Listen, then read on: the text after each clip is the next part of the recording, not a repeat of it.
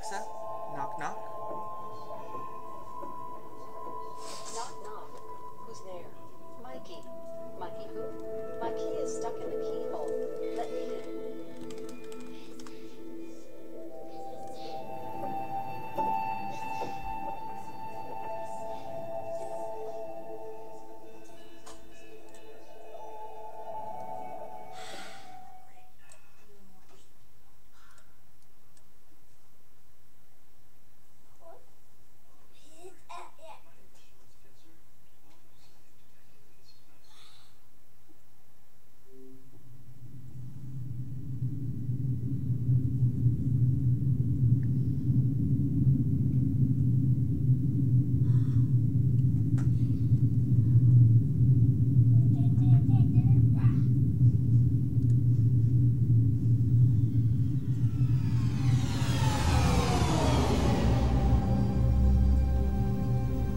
A beginning is a very delicate time. Know then that it is the year 10,191. The known universe is ruled by the Padishah Emperor Shaddam IV, my father. In this time, the most precious substance in the universe is the spice melange. The spice extends life. The spice expands consciousness. The spice is vital to space travel.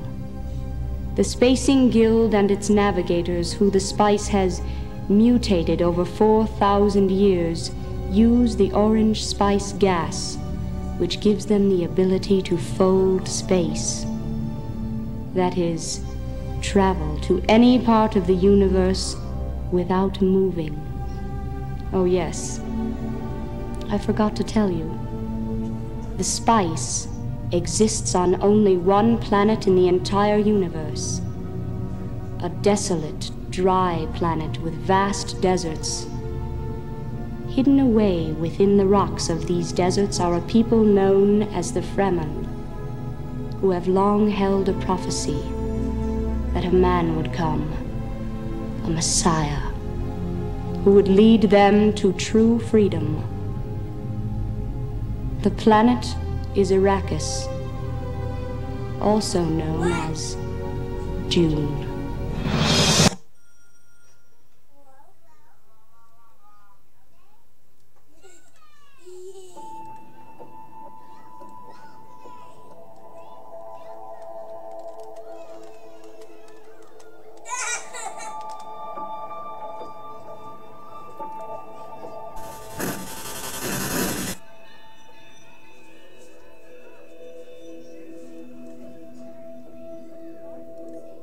Hello, my friends, and welcome to the third book of the Harry Potter series, titled The Prisoner of Azkaban. Alright, Chapter 1.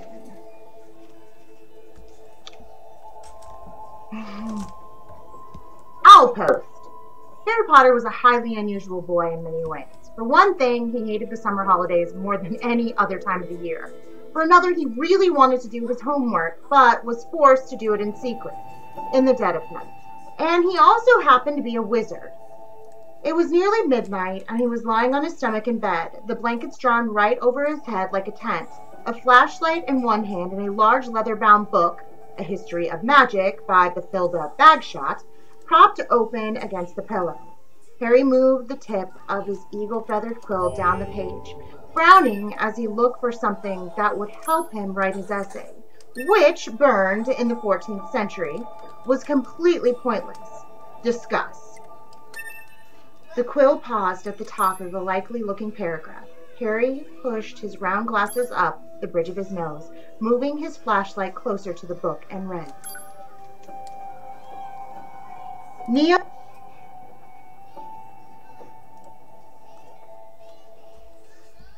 Everything that lives is designed to end. We are perpetually trapped in a never-ending spiral of life and death. Is this a curse?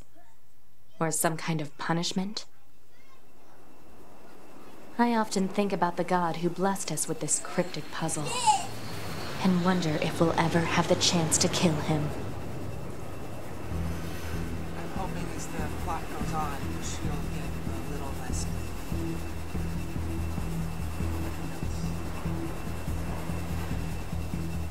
This is a really good.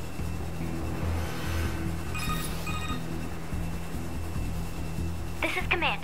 Your House Squadron, come in. 2B here. All units have penetrated the No magic people, more commonly known as muggles, were particularly afraid of magic autopilot in systems medieval green times, across the board. but not very good at recognizing it. This On the is rare Operator 6, occasion though. that they did All catch a units real confirmed. witch or We've wizard, passed the burning had no 50-kilometer effect threshold and are whatsoever. proceeding toward the The target. witch or wizard would perform a basic flame freezing charm, Understood. and then pretend to shriek with pain while enjoying a gentle tickling sensation.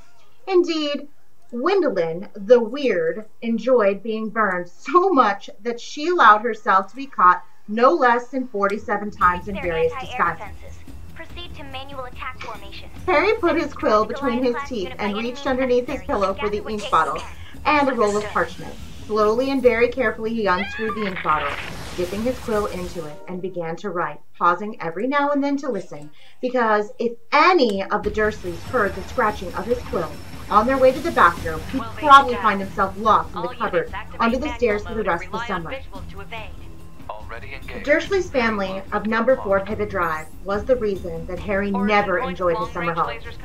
Uncle Vernon, Aunt Petunia, and their son Dudley were Harry's only living relatives. They were muggles, and they had a very medieval attitude towards magic. Harry's dead parents, who had been a witch and a wizard themselves, were never mentioned under the Dursleys' roof.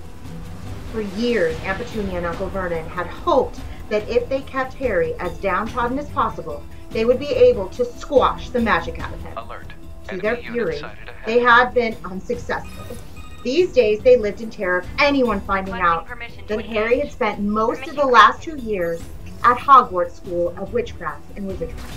The most they could do, however, was to lock away Harry's spellbook, wand, cauldron, and broomstick at the start of the summer break and forbid him to talk to the neighbors. This separation from his spellbooks had been a real problem for Harry, because his teachers at Hogwarts had given a lot of homework. One of the essays, a particularly nasty one, about shrieking potions, was for Harry's least favorite teacher, Professor Snape, who would be delighted to have an excuse to give Harry detention for a month. Harry had therefore seized his chance in the first week of the holidays, while Uncle Vernon, Aunt Petunia, and Dudley had gone out into the front garden to admire Uncle Vernon's new company car in very loud voices so that the rest of the street would notice it too. Harry had crept downstairs, picked the lock on the cupboard under the stairs, grabbed some of his books, and hidden them in his bedroom. As long as he didn't leave spots of ink on the sheets, the Dursleys never need know that he was studying magic by night. Harry was particularly keen to avoid trouble with his aunt and uncle at this moment, as they were already in an exceptionally bad mood. All because he received a telephone call from a fellow wizard one week into school vacation. Ron Weasley, who was one of Harry's best friends at Hogwarts, came from a whole family of wizards. This meant that he knew a lot of things Harry didn't, but had never used a telephone before. Most unluckily, it had been Uncle Vernon who had answered the call. Vernon Dursley speaking. Permission granted. Harry, who happened to be in the room at the time, froze as he heard Ron's voice answer, "Hello, hello, can you hear me? I want to talk to, Harry Potter." Ron was yelling so loudly that Uncle Vernon jumped and held the receiver a foot away from his ear, staring at it with an expression of mingled fury and alarm. "Who is this?" he roared in the direction of the mouthpiece. "Who are you?" "Ron Weasley," Ron bellowed back, as though he and Uncle Vernon were speaking from opposite ends of the football field. "I'm a friend of Harry's from school." Uncle Vernon's eyes wiggled around to him. He was rooted at his spot. Captain, "There is no Harry Potter here," he roared, now holding the receiver at arm's length, as though frightened it might explode. "I don't know what school you're talking about. Never contact me again. Don't you come near my family." And he threw the receiver back onto the telephone as if dropping a poisonous spider. The fight that had followed had been one of the worst ever. How dare you give this number to people like Uncle Vernon had roared, spraying Harry with spit. Ron obviously realized that he'd gotten Harry into trouble because he hadn't called again. Harry's other best friend from Hogwarts, Hermione Granger, hadn't been in touch either. Harry suspected that Ron had warned Hermione not to call, which was a pity because Hermione, the cleverest witch in Harry's year, had muggle parents and knew perfectly well how to use the telephone, and would probably have enough sense not to say that she went to Hogwarts. So Harry had no word from any of his wizarding friends for 5 long weeks, and this summer was turning out to be almost as bad as the last one. There was just one small improvement. After swearing that he wouldn't use her to send letters to any of his friends, Harry had been allowed to let his owl, Hedwig, out at night. Uncle Vernon had given in because of the racket Hedwig made if she was locked in her cage all the time. Harry finished writing about Wendelin the Weird and paused to listen again. The silence in the dark house was broken only by the distant grunting snores of his enormous cousin, Dudley. It must be very late, Harry thought. His eyes were itching with tiredness. Perhaps he'd finish this essay tomorrow night.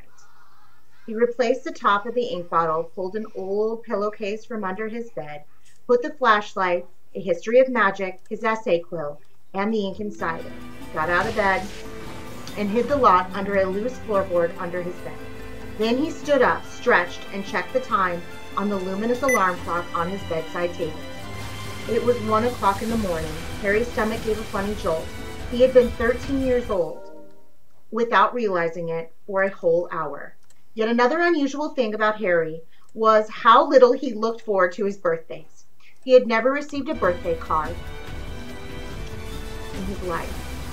The Dursleys had completely ignored his last 2 birthdays, and he had no reason to suppose they would remember this one. Harry walked across the dark room, past Hedwig's large empty cage, to the open window. He leaned on the sill, the cool night air pleasant on his face after a long time under the blankets. Hedwig had been absent for 2 nights now. Harry wasn't worried about her. She'd been gone this long before, but he hoped she'd be back soon. She was the only living creature in this house who didn't flinch at the sight of her. Harry, though still rather small and skinny for his age, had grown a few inches over the last year. His jet black hair, however, was just as it always had been, stubbornly untidy, whatever he did to it.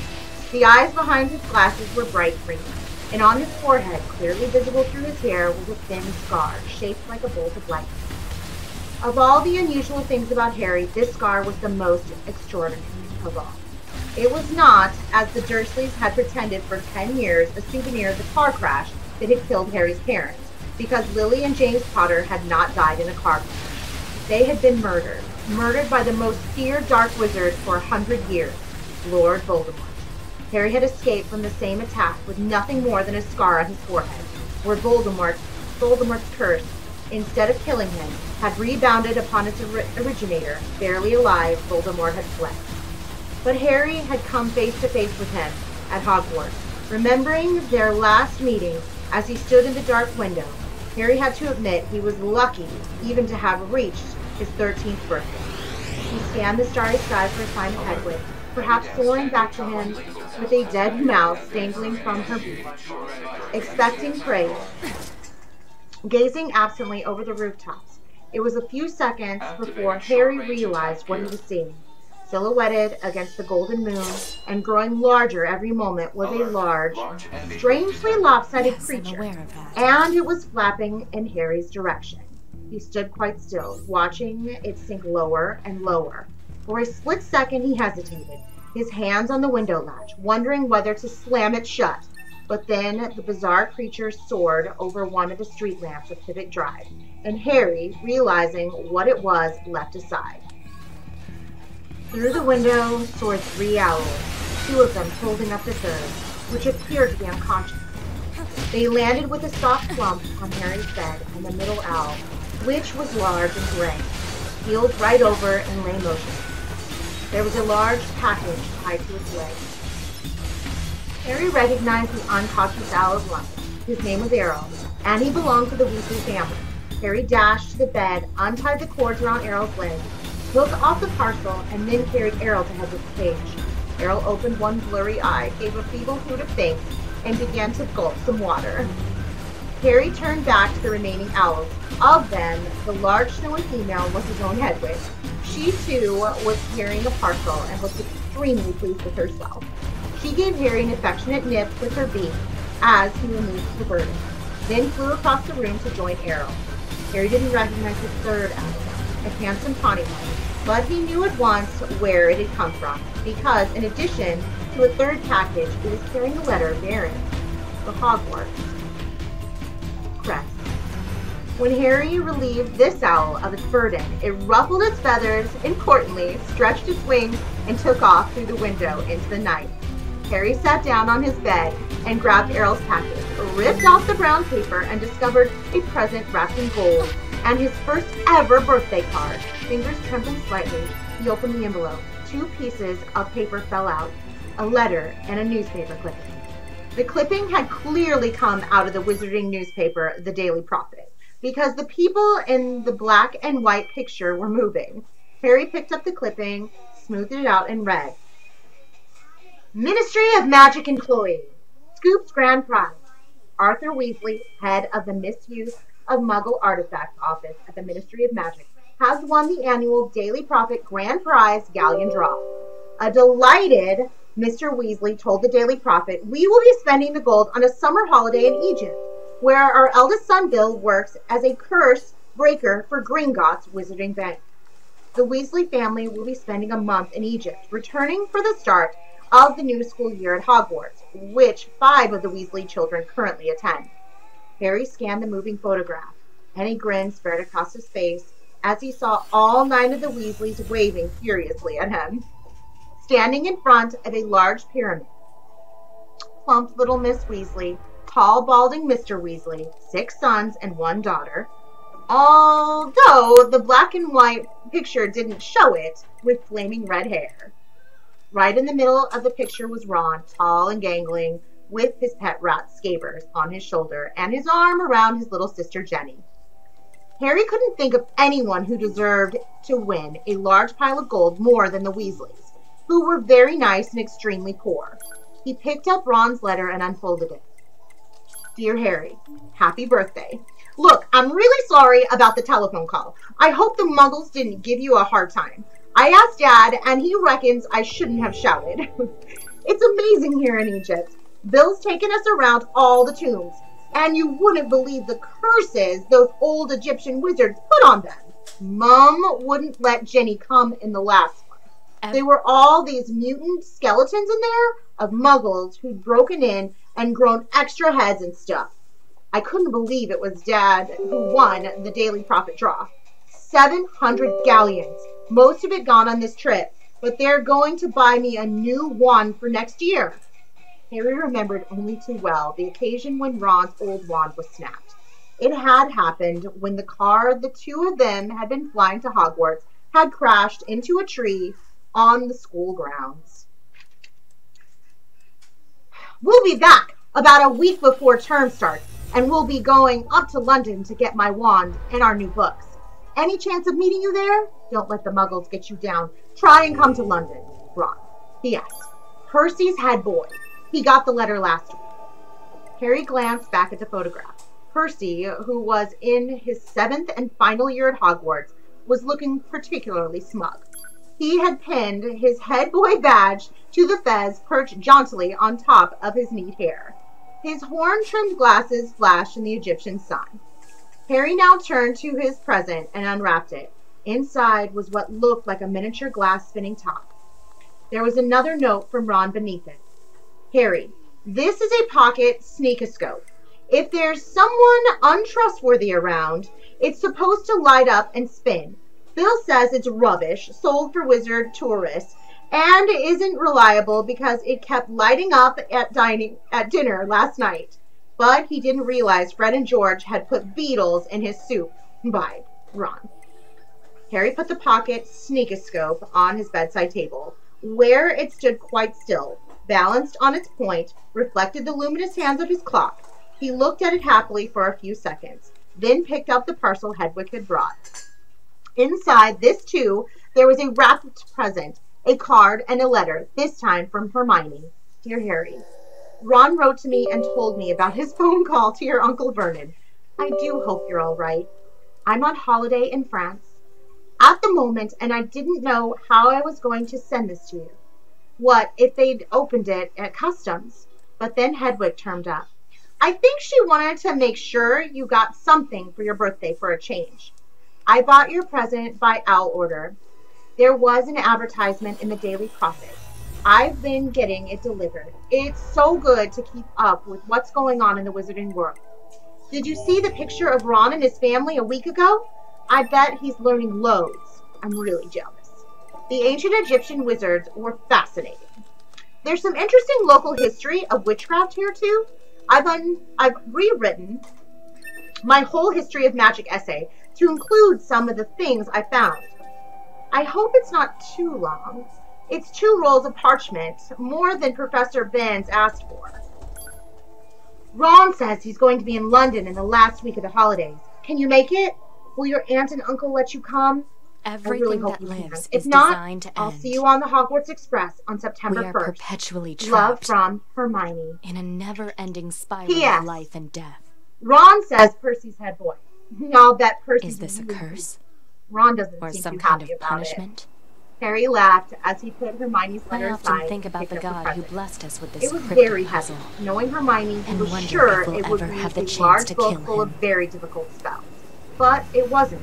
His heart gave a huge bound as he ripped back the paper and saw a sleek black leather case with silver words stamped across it, reading, Broomstick Servicing Kit. Wow, Hermione, Harry whispered, unzipping the case to look inside. There was a large jar of Fleetwood's high-finished handle polish, a pair of gleaming silver tail twig clippers, a tiny brass compass to clip on your broom for long journeys, and a handbook of do-it-yourself broom care. This is Command. Apart from his Your friends, squadron, come the in. thing that Harry Here. missed All units most have about penetrated the Hogwarts was stratosphere. Quidditch, the Autopilot most systems popular green sport across in the board. magical world. Highly dangerous, very This is exciting, Operator 60. and All played units on broomsticks. We've passed the 50 Harry kilometer happened to threshold be and a are very proceeding good toward the Quidditch target. player. He had been the Understood. youngest person Once in you a reach their century to be anti-air picked defenses, for one of proceed to Hogwarts' manual house attack teams. formation. One of Then Harry's destroy most the prized Goliath class unit possessions by any was means his Nimbus necessary, and 2000 gather what racing data you team. can. Harry Understood. put the leather case aside and picked up his last parcel. He recognized the untidy scroll on the brown paper at once. This was from 12 Hagrid, H down. the Hogwarts All units gamekeeper. activate manual He mode tore and off the rely on top layer of the visuals to paper evade. and glimpsed something green and leathery. But before he could unwrap it Origin point properly, of the long-range parcel lasers gave a confirmed. strange quiver, and whatever was inside, it snapped loudly, as though it had gone. Harry froze. He knew that Hagrid would never 11 send him feet anything down. dangerous on Our purpose, HO229 but then Templars Hagrid are didn't have a ineffective. normal person's view of what was dangerous. Hagrid had been known to befriend giant spiders, buy vicious 3-headed dogs from men in pubs, and sneak illegal dragon's eggs Alert. into his Enemy cabin. unit sighted ahead. Harry poked the parcel nervously. It snapped loudly again. Requesting Harry permission reached to for the engage. lamp on his bedside Permission table, granted. gripped it firmly in one hand, and raised it over his head, ready to strike. Then he seized the rest of the wrapping paper in his other hand and pulled. And out fell a book. Harry just had time to Down. register its handsome green cover, emblazoned with the golden title, The Monster's Book of Months, before it slipped onto its edge and settled sideways along the bed like some weird crab. Uh-oh, Harry murmured. The book toppled off the bed with a loud clunk and shuffled rapidly across the room. Harry followed it stealthily. 1 feet The down. book was hiding in the dark space under his bed. Praying that the Dursleys were still fast asleep, Harry got down on his hands and knees and reached towards it. Ouch! The book snapped shut on his hand and then slapped at him, still scuttling on its covers. Harry scrambled around, threw himself forward, and managed to flatten it. Uncle Vernon gave a loud, sleepy grunt in the room next door. Hedwig and Errol watched interestedly as Harry clamped the struggling book tightly in his arms, hurried to his chest of drawers, and pulled out a belt. which he buckled tightly around him. The monster book shuddered angrily, but could no longer flap and snap, so Harry threw it down on the bed and reached for Hagrid's card. Multiple surrounding enemies. Dear Harry, confirmed. Requesting happy birthday! to mobile configuration. Think you might find this useful for the next year. Won't say no more here. Tell you when I see you. Hope the Muggles are treating you right. All the best, Hagrid. It struck Harry as ominous that Hagrid thought a biting book would come in useful, but he put Hagrid's card up next to Ron and Hermione, grinning more broadly than ever. Now there were only the letters from Hogwarts left. Noticing that it was rather thicker than usual, Harry slit open the envelope, pulled out the first page of parchment within, and read, Dear Mr. Potter, please note that the new school year will begin on September the 1st. The Hogwarts Express will leave from King's Cross Station, platform 9 3/4 at 11 o'clock. Third years are permitted to visit the village of Hogsmeade on certain weekends. Please give the enclosed permission form to your parents or guardians to sign. A list of books for next year is enclosed. Yours sincerely, Professor McGonagall. Deputy Headmistress. Harry pulled out the Hogsmeade permission form and looked at it, no longer grinning. It would be wonderful to visit Hogsmeade on weekends. He knew it was an entirely wizarding village, and he had never set foot there. But how on earth was he going to persuade Uncle Vernon or Aunt Petunia to sign this form? He looked over at the alarm clock. It was now 2 o'clock in the morning. Deciding that he'd worry about the Hogsmeade form when he woke up, Harry got back into bed and reached up to cross off another day on the chart he'd made for himself, counting down the days left until he returned to Hogwarts. Then he took off his glasses and lay down, eyes open, facing his 3 birthday cards. Extremely unusual though he was, at that moment Harry Potter felt just like everyone else, glad for the first time in his life that it was in person. And that is the end of chapter 1. Alright, we'll continue with chapter 2, as always. Thank you. Now, my friends, let's continue with chapter 3, titled The Night. Harry was several streets away before he collapsed onto a low wall at Magnolia Crescent, panting from the effort of dragging his trunk. He sat quite still, anger still surging through him, listening to the frantic thumping of his heart. But after 10 minutes alone in the dark, a new emotion overtook him. Whichever way he looked at it, he had never been in a worse fix. He was stranded, quite alone, in the dark Muggle world, with absolutely nowhere to go. And the worst of it, he had just done serious magic, which meant that he was almost certainly expelled from Hogwarts. He had broken the decree for the restriction of underage wizardry so badly, he was surprised the Ministry of Magic representatives were swooping down on him where he sat. Harry shivered and looked up and down Magnolia Crescent. What was going to happen to him? Would he be arrested? Or would he simply be outlawed from the wizarding world? He thought of Ron and Hermione, and his heart sank even lower. Harry was sure that, criminal or not, Ron and Hermione would want to help him now. But they were both abroad, and with Hedwig gone, he had no means of contacting them. He didn't have any Muggle money either.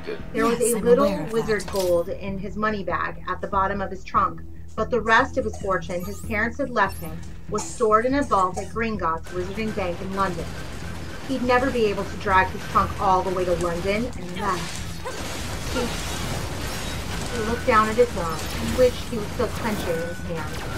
If he was already expelled, his heart was now thumping painfully fast. A bit more magic couldn't hurt. He had the invisibility cloak he had inherited from his father. What if he bewitched the trunk to make it feather light, tied it to his broomstick, covered himself in the cloak, and flew to London? Then he could get the rest of his money out of the vault and begin his life as an outcast. It was a horrible prospect, but he couldn't sit on this wall forever, or he'd find himself trying to explain to Muggle police why he was out in the dead of night with a trunk full of spellbooks and brooms. Harry opened his trunk again and pushed the contents inside, looking for the invisibility cloak. But before he had found it, he straightened up suddenly, looking around him once more. A funny trickling on the back of his neck had made Harry feel he was being watched, but the street appeared to be deserted, and no light shone from any large square houses. He bent over his trunk again, but almost immediately stood up once more. His hand clenched on his wand. He had sensed, rather than heard it, someone or something was standing in the narrow gap between the garage and the fence behind him. Harry squinted at the black alley. If only it would move, then he'd know whether it was just a stray cat or something else. Lumo! Harry muttered, and light appeared at the end of the garage, almost galloped. He held it high over his head, and the pebble-dashed walls of number 2 suddenly sparkled. The garage door gleamed, and between them, Harry saw, quite distinctly, the hulking outline of something very big, with wide, gleaming eyes. Harry stepped backwards.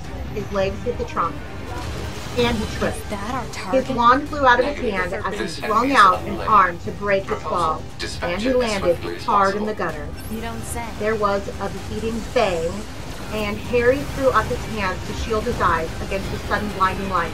With a yell, he rolled back onto the pavement just in time. A second later, a gigantic pair of wheels and headlights screeched to a halt exactly where Harry had just been lying. They belonged, as Harry saw when he raised his head, to a triple-decker, violently purple bus, which had appeared out of thin air. Gold lettering over the windshield appeared. The Night Bus. For a split second, Harry wondered if he had been knocked silly by the fall. Then a conductor in a purple uniform leapt out of the bus and began to speak loudly into the night. Welcome to the Night Bus, emergency transport for the standing witch or wizard. Just stick out your wand hand, step on board, and we can take you anywhere you want to go. My name is Stan Shookpipe, and I will be your conductor this evening. The conductor stopped abruptly. He had just caught sight of Harry, who was still sitting on the ground. Harry snatched up his wand again and scrambled to his feet. Close up, he saw that Stan Shunpipe was only a few years older than he was, 18 or 19 at most, with large protruding ears and quite a few pimples. What were you doing down there? Said Stan, dropping his professional manner. Man. Fell over, said Harry. What'd you fall over for? Snickered Stan. I didn't do it on purpose, said Harry. You're 2B, right? One of the My name's 9S. I'm here to provide support. Out to break his Copy that. He suddenly remembered why he had fallen over and turned around quickly to stare at the alleyway between the garage and fence. The night bus's headlamps were flooding it with light, and it was empty. I've got a flight unit, so I'll what take you a look looking around at? the Said Stan. All right. There was I'll a work big my way black inside thing, from said the Harry, ground. pointing uncertainly into the gap, like a dog, but massive. He looked around at Stan, whose mouth was slightly open. With a feeling of unease, Harry saw Stan's eyes move to the scar on Harry's forehead. What's that on your head? Said Stan abruptly. Nothing, said Harry quickly, flattening his hair over his scar. If the Ministry of Magic was looking for him, he didn't want to make it easy for them. What's your name? Stan persisted. Neville Longbottom, said Harry, saying the first name that came to his head. So this bus, he went on quickly, hoping to distract Stan. Did you say it goes anywhere? Yep, said Stan proudly. Anywhere you like, long as it's on land. Can't do nothing underwater, eh? He said, looking suspiciously again.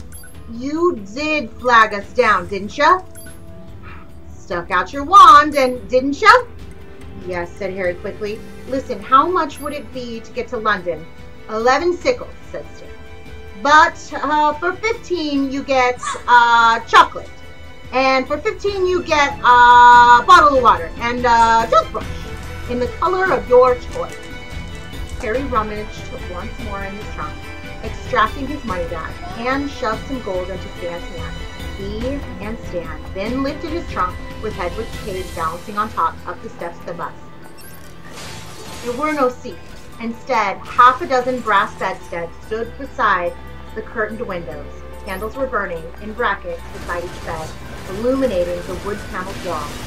A tiny wizard in a nightcap at the rear of the bus muttered, Not now, thanks. I'm pickling some slugs, and rolled over in his sleep. You have this one, Stan whispered, shoving Harry's trunk under the bed, right beside the driver, who was sitting in an armchair in front of the steering wheel. This is our driver, Ernie Prang. This is Neville Longbottom, eh? Ernie Prang, an elderly wizard wearing very thick glasses, nodded to Harry, who nervously flattened his bangs again and sat down on the bed.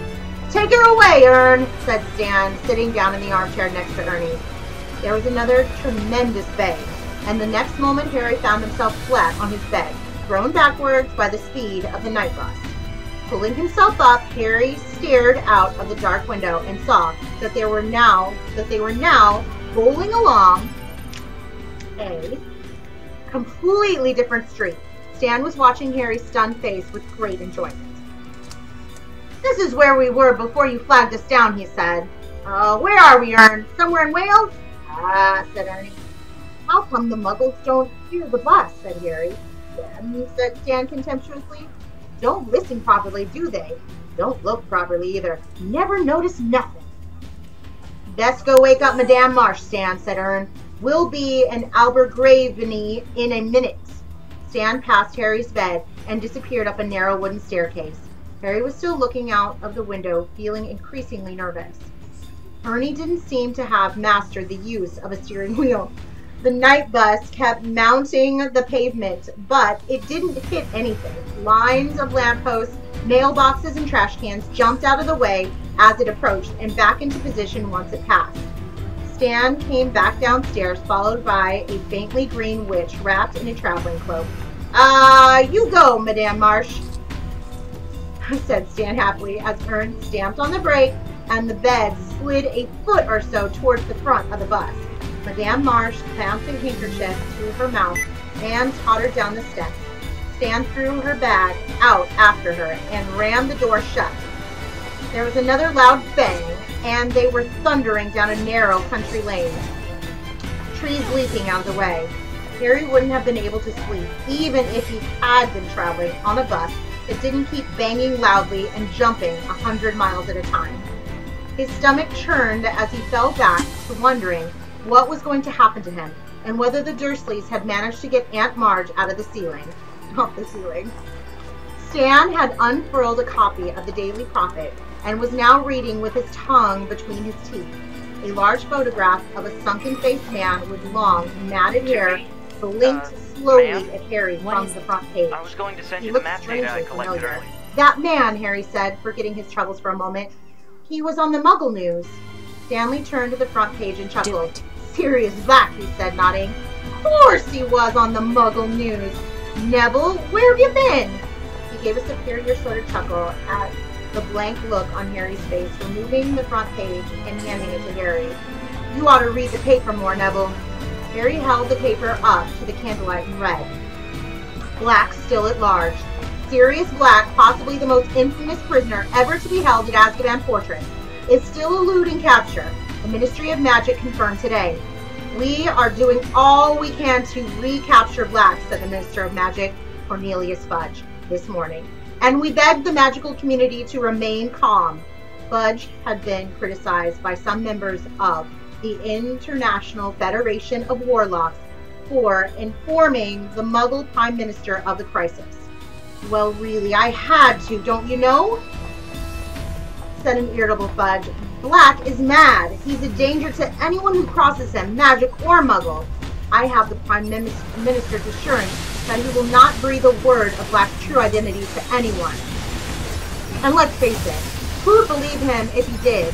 While Muggles have been told that Black is carrying a gun, a kind of metal wand that Muggles use to kill each other, the magical community lives in fear of a massacre like that of 12 years ago when Black murdered 13 people with a single curse. Nearby enemies are Harry looked chanting our with signal. shattered eyes. Nothing's ever Black. easy. The only part of the sunken face that seemed alive. Harry had never met a vampire, but he had seen pictures of them in the Defense Against the Dark Arts class. And Black, with his waxy white skin, looked just like one. Scary looking. Scary looking fiend, isn't he? Said Stan, who had been watching Harry read. "You murdered 13 people," said Harry, handing the page back to Stan. "One first." "Yep," said Stan. "In front of witnesses and all. Broad daylight." "Big trouble it caused, didn't it, Ern?" Said Ern blushing. Stan swiveled in his armchair, his hands on the back, the better to look at Harry. "Black was a big supporter of you-know-who," he said.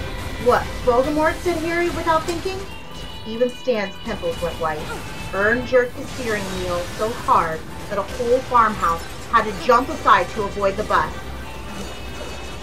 "You out of your tree?" yelled Stan. "You silly fool." "Sorry," said Harry hastily. "Sorry, I forgot. Forgot," said Stan.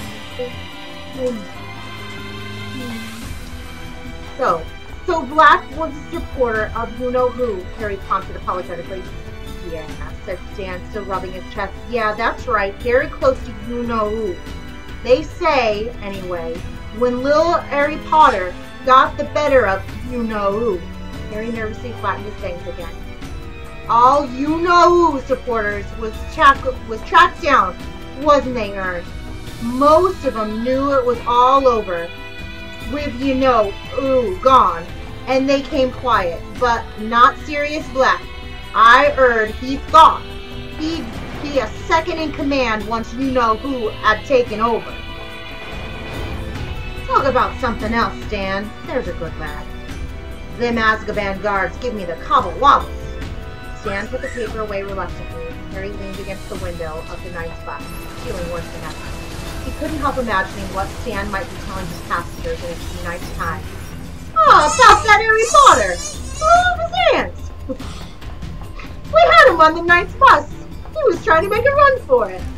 He, Harry, had broken Wizard's Law just like Sirius Black.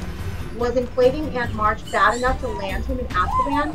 Harry didn't know anything about the Wizard's prison, though everyone he'd ever heard speak of it did so in the same fearful tone. Hagrid, the Hogwarts gamekeeper, had spent 2 months there only last year. You know, ma'am, Harry I'm glad you're wouldn't here. soon forget Why? the look of fear Scanners on like me Hagrid's mostly face work alone. when he had been told where Scouting he out was enemy going. lines and all And that. Hagrid was I don't one usually of get the a bravest partner. people Harry It's knew. kind of fun.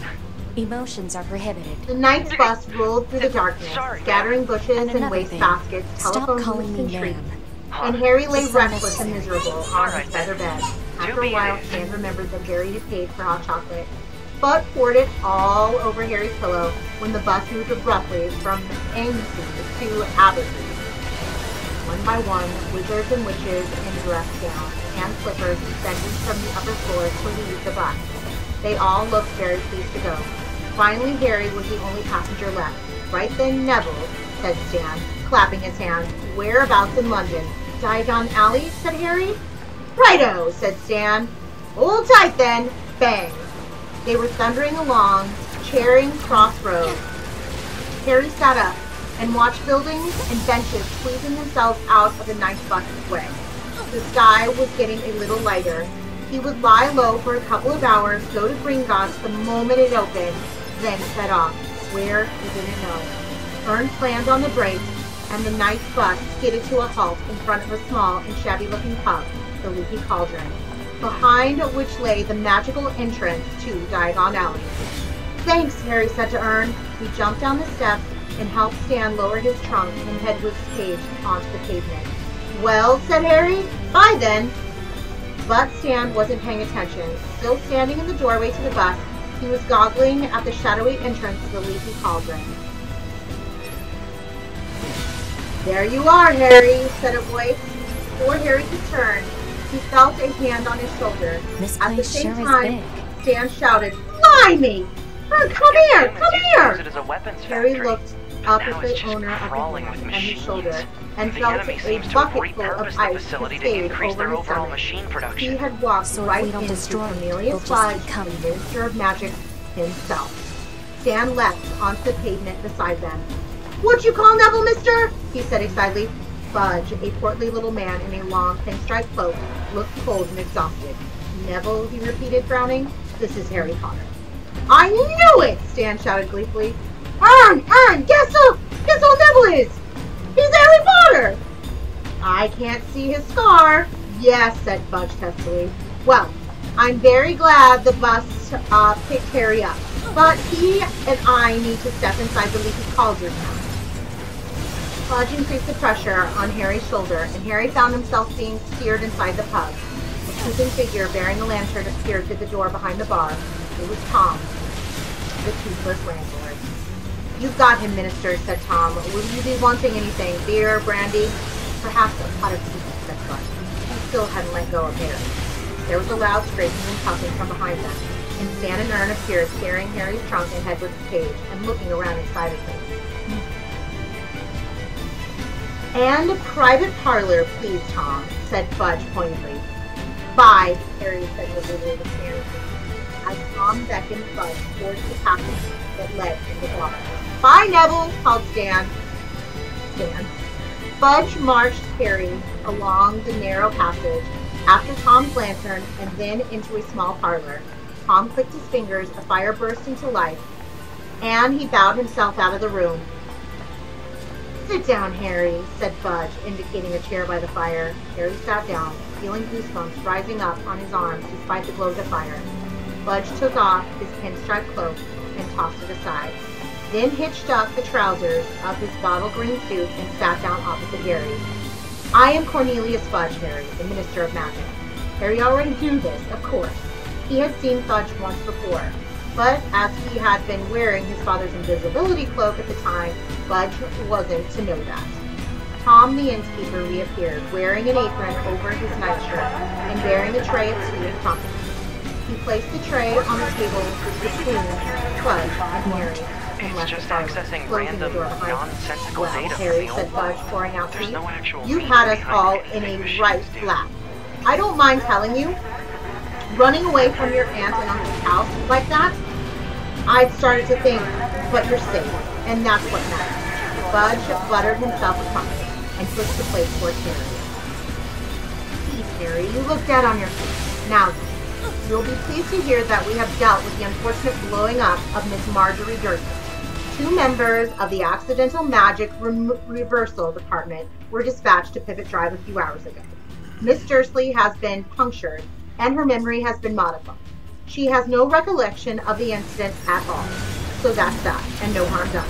Fudge smiled at Harry over the rim of his teacup, rather like an uncle surveying a favorite nephew. Harry, who couldn't believe his ears, opened his mouth to speak. Couldn't think of anything to say and closed it again. "Ah, you're worrying about the reaction of your aunt and uncle," said Fudge. "Well, I won't deny that they are extremely angry, Harry, but they are prepared to take you back next summer as long as you stay at Hogwarts for Christmas and Easter holidays." Harry unstuck his throat. "I always stay at Hogwarts for Christmas and Easter holidays," he said, "and I don't ever want to go back to Pivot Drive. Now, I'm sure you'll feel differently once you calm down," said Fudge in a worried tone. "They are your family, after all, and I'm sure you are fond of each other, very deep down." It didn't occur to Harry to put Fudge right. He was still waiting to hear what was going to happen to him now. "So all that remains," said Fudge, now buttering himself a second crumpet, "is to decide where you're going to spend the next 2 weeks of your vacation. I suggest you take a room here at the Leaky Cauldron and—" "Hang on," blurted Harry. "What about my punishment?" Fudge blinked. "Punishment?" "I broke the law," Harry said. "The decree for the restriction of underage wizardry." "Oh, my dear boy, we're not going to punish you for a little thing like that," cried Fudge, waving his crumpet impatiently. "It was an accident. We don't send people to Azkaban just for blowing up their aunt." But this didn't tally at all with Harry's past dealings with the Minister of Magic. "Last year, I got an official warning just because a house elf smashed a pudding in my uncle's house," he told Fudge, frowning. "The Ministry of Magic said I'd be expelled from Hogwarts if there was any more magic there." Unless Harry's eyes were deceiving him, Fudge was suddenly looking awkward. "Circumstances change, Harry. We have to take into account. In the present climate, surely you won't want to be expelled." "Of course I don't," said Harry. "Well then, what's all the fuss about?" laughed Fudge. "Now, have a crumpet, Harry, while I go and see if Tom's got a room for you." Fudge strode out of the parlor, and Harry stared after him. There was something extremely odd going on. Why had Fudge been waiting for him at the Leaky Cauldron, if not to punish him for what he'd done? And now, Harry came to think of it, surely it wasn't. It was unusual for the Minister of Magic himself to get involved in matters of underage magic. Fudge came back, accompanied by Tom the innkeeper. Room 11's great, Harry, said Fudge. I think you'll be very comfortable. Just one thing, and I'm sure you'll understand. I don't want you wandering off into Muggle London, all right? Keep to Diagon Alley, and you're to be back here before dark each night. Sure you understand? Tom will be keeping an eye on you for me. Okay, said Harry slowly. But why? Don't want to lose you again, do we? Said Fudge with a hearty laugh. No. Best we know where you are. I mean, Fudge cleared his throat loudly. Well, I'll be off. Have you had any luck with blackjack? Harry asked. Fudge's fingers slipped on the silver fastening of his coat. What's that? Oh, you've heard. Well, no, not yet, but it's okay. A matter of time. The Azkaban guards have never yet failed, and they are angrier than I've ever seen them. Fudge shuddered slightly. So, I'll say goodbye. He held out his hand, and Harry shook it. And he had a sudden idea. Minister, can I ask you something? Certainly, said Fudge with a smile. Well, third years at Hogwarts are allowed to visit Hogsmeade, but my aunt and uncle didn't sign the permission form. Do you think you could? Fudge was looking uncomfortable. He said. No. I'm very sorry, Harry. But as I'm not your guardian or parent. But you're the Minister of Magic, said Harry really. If you gave me permission, no. I'm sorry, but rules are rules, said Fudge flatly. Perhaps you'll be able to visit Hogsmeade next year. In fact, I think it's best if you don't. Yes, well, I'll be off. Enjoy your stay, Harry. And with a last smile and shake of Harry's hand, Fudge left the room. Tom now moved towards him, meaning Harry. If you'll follow me, Mr. Potter, he said. I've already taken your things out. Harry followed Tom up a handsome wooden staircase to a door with a brass number 11 on it, which Tom unlocked and opened for him. Inside was a very comfortable-looking bed, some highly polished oak furniture, a cheerful, crackling fire, and, perched on top of the wardrobe, Hedwig. Harry gasped. The snowy owl clicked her beak and fluttered down onto Harry's arm. Very smart owl you've got there, chuckled Tom. Arrived about 5 minutes after you did. If there's anything you need, Mr. Potter, don't hesitate to ask. He gave another bow and left. Harry sat on his bed for a long time, absent-mindedly stroking Hedwig. The sky outside the window was changing rapidly from deep violet blue to cold, steely gray, and then slowly to pink, shot with gold. Harry could hardly believe that he'd left Pivot Drive only a few hours ago, that he wasn't expelled, and that he was now facing 2 completely Dursley-free weeks. It's been a very weird night, Hedwig, he yawned, and without even removing his glasses, he slumped back onto his pillow and fell asleep. All right, that is the end of Chapter 3. We'll continue with Chapter 4 very soon. As always, don't forget to check out Bookin' with Mr. C. Got several good books for you to listen to. All right, bye-bye. Let's suppose that you're writing a really important email to a colleague. Hello again, my friends, and welcome to Chapter 4, titled The Leaky Cauldron. It took Harry several days to get used to his strange new freedom. Never before had he been able to get up to whatever he wanted or eat whatever he fancied. He could even go wherever he pleased as long as it was in Diagon Alley. And as this long cobbled street was packed with the most fascinating wizarding shops in the world, Harry felt no desire to break his word to Fudge and stray back to the Muggle world. Harry ate breakfast each morning in the Leaky Cauldron, where he liked to watch the other guests, funny little witches from the country, up for a day's shopping, venerable-looking wizards arguing over the latest article on Transfiguration Today, wild-looking warlocks, ruckus dwarfs, and once, what looked suspiciously like a hag, who ordered a plate of raw liver from behind a thick woolen balaclava. After breakfast, Harry would go out into the backyard, take out his wand, Tap the third brick from the left above the trash bin and stand back as the archway into Diagon Alley opened in the wall. Harry spent the long sunny days exploring the shops and eating under the brightly colored umbrellas, where his fellow diners were showing one another their purchases. It's a lunoscope, old boy. No more messing around with moon charts, see? Or else discussing the case of Sirius Black. Personally, I won't let any of the children out alone until he's back in Azkaban. Harry didn't have to do his homework under the blankets by flashlight anymore. Now he could sit in the bright sunshine outside Florine Fortescue's ice cream parlor, finishing all his essays with occasional help from Florine Fortescue himself, who, apart from knowing a great deal about medieval witch burnings, gave Harry free Sundays every half an hour. Once Harry had refilled his money bag with gold galleons, silver sickles, and bronze nuts from his vault Gringotts, he had to exercise a lot of self-control not to spend the whole lot at once.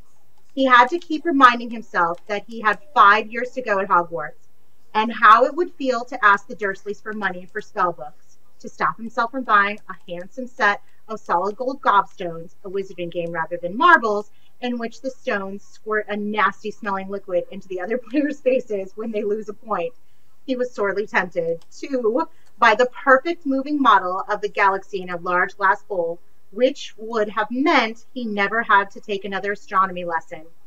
But the thing that tested Harry's resolution most appeared in his favorite shop, Quality Quidditch Supplies, a week after he'd arrived at the Leaky Cauldron. Curious to know what the crowd in the shop was staring at, Harry edged his way inside and squeezed in amongst the excited witches and wizards until he glimpsed a newly erected podium on which was mounted the most magnificent broom he had ever seen in his life. Just come out prototype, a square-jawed wizard was telling his companion. It's the fastest broom in the world, isn't it, Dad? Squeaked a boy younger than Harry, who was swinging off his dad's arm. Irish International sighed. Just put in an order for 7 of these beauties, the proprietor of the shop told the crowd, and they're favorites for the World Cup. A large witch in front of Harry moved, and he was able to read the sign next to the broom.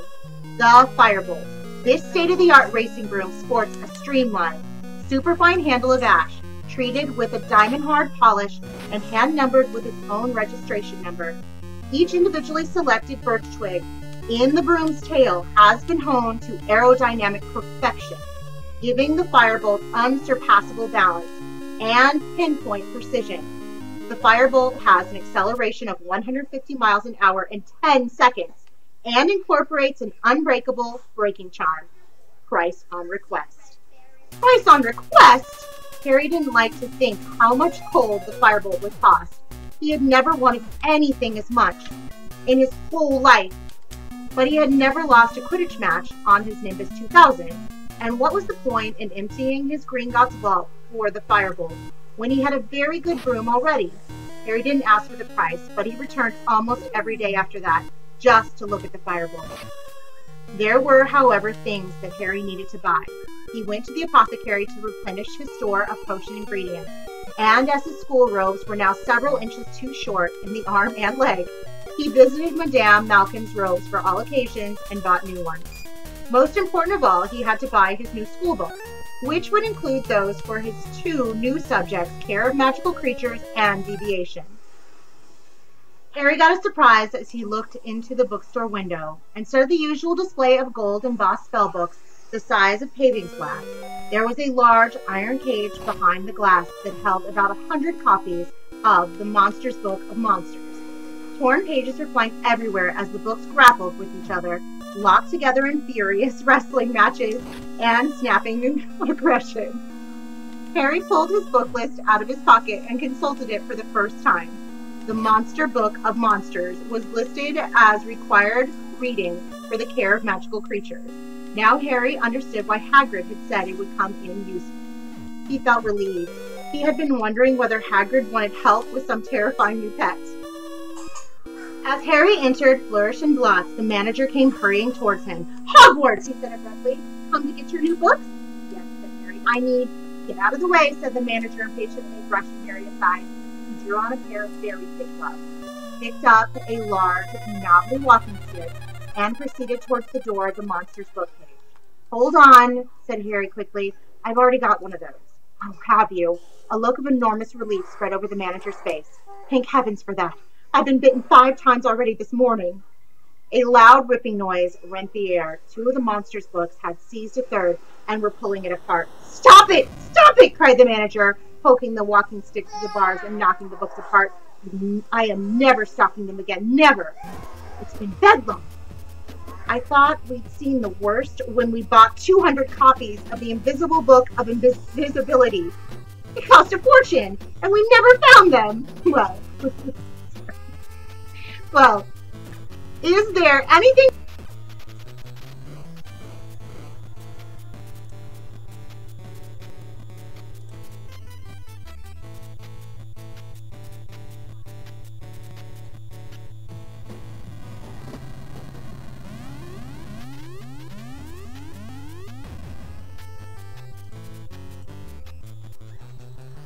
Want to end ocean pollution in 6 seconds? Here's how. Stop using straws. See? Hello again, my friends, and welcome to Chapter 4, titled The Leaky Cauldron. Took Harry several days to get used to his strange new freedom. Never before had he been able to get up to whatever he wanted or eat whatever he fancied. He could even go wherever he pleased as long as it was in Diagon Alley. And as this long cobbled street was packed with the most fascinating wizarding shops in the world, Harry felt no desire to break his word to fudge and stray back to the Muggle world. Harry ate breakfast each morning in the Leaky Cauldron, where he liked to watch the other guests, funny little witches from the country, out for a day's shopping, venerable-looking wizards arguing over the latest article in Transfiguration Today, wild-looking warlocks, of Sirius Black. Personally, I won't let any of the children out alone until he's back in Azkaban. Harry didn't have to do his homework under the blankets by flashlight anymore. Now he could sit in the bright sunshine outside Florine Fortescue's ice cream parlor, finishing all his essays with occasional help from Florine Fortescue himself, who, apart from knowing a great deal about medieval witch burnings, gave Harry free Sundays every half an hour. Once Harry had refilled his money bag with gold galleons, silver sickles, and bronze nuts from his velvet Gringotts, he had to exercise a lot of self-control not to spend the whole lot at once. He had to keep reminding himself that he had 5 years to go at Hogwarts, and how it would feel to ask the Dursleys for money for spellbooks, to stop himself from buying a handsome set of solid gold gobstones, a wizarding game rather than marbles, in which the stones squirt a nasty-smelling liquid into the other players' faces when they lose a point. He was sorely tempted to buy the perfect moving model of the galaxy in a large glass bowl, which would have meant he never had to take another astronomy lesson. But the thing that tested Harry's resolution most appeared in his favorite shop, Quality Quidditch Supplies, a week after he'd arrived at the Leaky Cauldron. Curious to know what the crowd in the shop was staring at, Harry edged his way inside and squeezed in amongst the excited witches and wizards until he glimpsed a newly erected podium on which was mounted the most magnificent broom he had ever seen in his life. Just come out prototype, a square-jawed wizard was telling his companion. It's the fastest broom in the world, isn't it, Dad? Squeaked a boy younger than Harry, who was swinging off his dad's arm. Irish International sides just put in an order for 7 of these beauties, the proprietor of the shop told the crowd, and they're favorites for the World Cup. A large witch in front of Harry moved, and he was able to read the sign next to the broom. The Firebolt. This state-of-the-art racing broom sports a streamlined, superfine handle of ash, treated with a diamond-hard polish and hand-numbered with its own registration number. Each individually selected birch twig in the broom's tail has been honed to aerodynamic perfection, giving the Firebolt unsurpassable balance and pinpoint precision. The Firebolt has an acceleration of 150 miles an hour in 10 seconds and incorporates an unbreakable braking charm. Price on request. Price on request? Harry didn't like to think how much gold the Firebolt would cost. He had never wanted anything as much in his whole life. But he had never lost a Quidditch match on his Nimbus 2000, and what was the point in emptying his Gringotts vault for the Firebolt when he had a very good broom already? Harry didn't ask for the price, but he returned almost every day after that, just to look at the firebolt. There were, however, things that Harry needed to buy. He went to the apothecary to replenish his store of potion ingredients, and as his school robes were now several inches too short in the arm and leg, he visited Madame Malkin's robes for all occasions and bought new ones. Most important of all, he had to buy his new school books, which would include those for his 2 new subjects, Care of Magical Creatures and Deviation. Harry got a surprise as he looked into the bookstore window. Instead of the usual display of gold embossed spellbooks the size of paving slabs, there was a large iron cage behind the glass that held about 100 copies of the Monsters Book of Monsters. Torn pages were flying everywhere as the books grappled with each other, locked together in furious wrestling matches and snapping aggression. Harry pulled his book list out of his pocket and consulted it for the first time. The Monster Book of Monsters was listed as required reading for the Care of Magical Creatures. Now Harry understood why Hagrid had said it would come in useful. He felt relieved. He had been wondering whether Hagrid wanted help with some terrifying new pet. As Harry entered Flourish and Blotts, the manager came hurrying towards him. "Hogwarts!" he said abruptly. "Come to get your new books?" "Yes," said Harry. "I need—" "Get out of the way," said the manager impatiently, brushing Harry aside. He drew on a pair of very thick gloves, picked up a large, knobbly walking stick, and proceeded towards the door of the monster's bookcase. "Hold on," said Harry quickly. "I've already got one of those." "Oh, have you?" A look of enormous relief spread over the manager's face. "Thank heavens for that. I've been bitten 5 times already this morning." A loud ripping noise rent the air. 2 of the monster's books had seized a third and were pulling it apart. "Stop it! Stop it!" cried the manager, poking the walking stick through the bars and knocking the books apart. "I am never stopping them again. Never! It's been bedlam. I thought we'd seen the worst when we bought 200 copies of the Invisible Book of Invisibility. It cost a fortune, and we never found them. Well, is there anything else I can help you with?" "Yes," said Harry, looking down at his book list. "I need Unfogging the Future by Cassandra Dablaski." "Ah, starting Deviation, are you?" said the manager, stripping off his gloves and leading Harry into the back of the shop, where there was a corner devoted to fortune-telling. A small table was stacked with volumes such as Predicting the Unpredictable, Insulate Yourself Against Shocks, and Broken Balls, When Fortune Turns Foul. I have to actually refilm that like 3 times. Not true. "Here you are," said the manager, who had climbed a set of steps to take down a thick black-bound book. "Unfogging the Future, very good guide to all your basic fortune-telling methods. Palmistry, crystal balls, bird entrails." But Harry wasn't listening. His eyes had fallen on another book, which was among a display on a small table, Death Omens. What to do when you know the worst is coming. "Oh, I wouldn't read that if I were you," said the manager, lightly looking to see where Harry was staring at. "You'll start seeing death omens everywhere. It's enough to frighten anyone to death." But Harry continued to stare at the front cover of the book. It showed a black dog large as a bear with gleaming eyes. It looked oddly familiar. The manager pressed Unfogging the Future into Harry's hands. "Anything else?" he said. "Yes," said Harry, tearing his eyes away from the dog and dazedly consulting his book list. I need Immediate Transfiguration and the Standard Book of Spells, Grade 3. Harry emerged from the Flourish and Blotts 10 minutes later with his new books under his arm and made his way back to the Leaky Cauldron, hardly noticing where he was going, and bumped into several people. He tramped up the stairs to his room, went inside, and tipped his books onto the bed. Somebody had been in to tidy. The windows were open and sun was pouring inside. Harry could hear the buses rolling by in an unseen Muggle street behind him, and the sound of the invisible crowd below at Diagon Alley. He caught himself in the mirror over the basin. "It can't have been a death omen," he told his reflection defiantly. "I was panicking when I saw that thing at Magnolia Crescent. It was probably just a stray dog." He raised his hand automatically and tried to make his hairline flat. "You're fighting a losing battle there, dear," said his mirror in a wheezy voice. As the days slipped by, Harry started looking wherever he went for a sign of Ron and Hermione. Plenty of Hogwarts students were arriving in Diagon Alley now, with the start of term so near. Harry met Seamus Finnegan and Dean Thomas, his fellow Gryffindors, in Quality Quidditch Supplies, where they too were ogling the firebolt. He also ran into the real Neville Longbottom, a round-faced, forgetful boy outside Flourish and Blotts. Harry didn't stop to chat.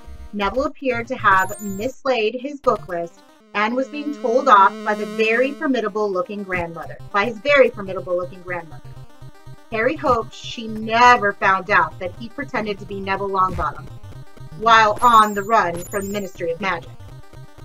Harry woke on the last day of the holidays thinking that he would at least meet Ron and Hermione tomorrow on the Hogwarts Express. He got up, dressed, went for a last look at the firebolt, and was just wondering where he'd have lunch when someone yelled his name and he turned. Harry! Harry!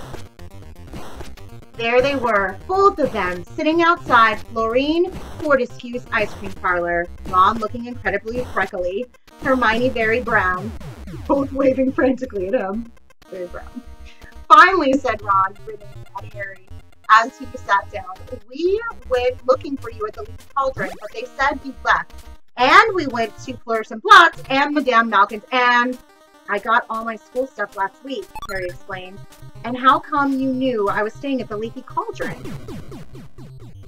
Dad, said Ron simply, Mr. Weasley, who worked at the Ministry of Magic, would of course have heard the whole story of what had happened to Aunt Marge. Did you really blow up your aunt, Harry? Said Hermione in a very serious voice. I didn't mean to, said Harry, while Ron roared with laughter. I just lost control. It's not funny, Ron, said Hermione sharply. Honestly, I'm amazed Harry wasn't expelled. So am I, admitted Harry. Forget expelled. I thought I was going to be arrested. He looked at Ron. Your dad doesn't know why Fudge let me off, does he? Probably because it's you, isn't it? Shrugged Ron, still chuckling. Famous Harry Potter and all that.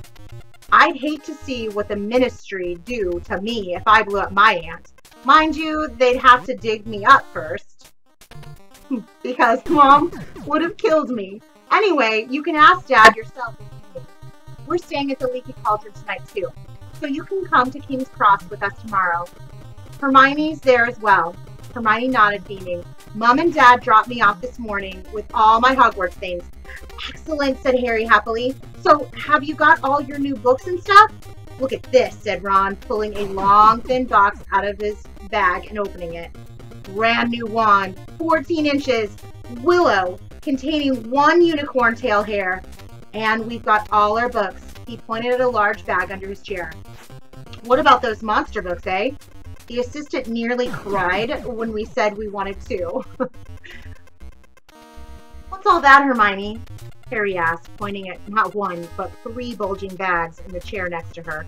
Well, I'm taking more new subjects than you are, said Hermione. Those are my books for arithmetic, care of magical creatures, deviation, the study of ancient ruins, you know, Muggle studies. What are you doing Muggle studies for? Said Ron, rolling his eyes at Harry. You're Muggle-born. Your mom and dad are Muggles. You already know all about Muggles. But it'll be fascinating to study them from a listening point of view, said Hermione earnestly. Are you planning to eat or sleep at all this year, Hermione? Asked Harry, while Ron snickered. Hermione ignored them. I've still got 10 galleons, she said, checking her purse.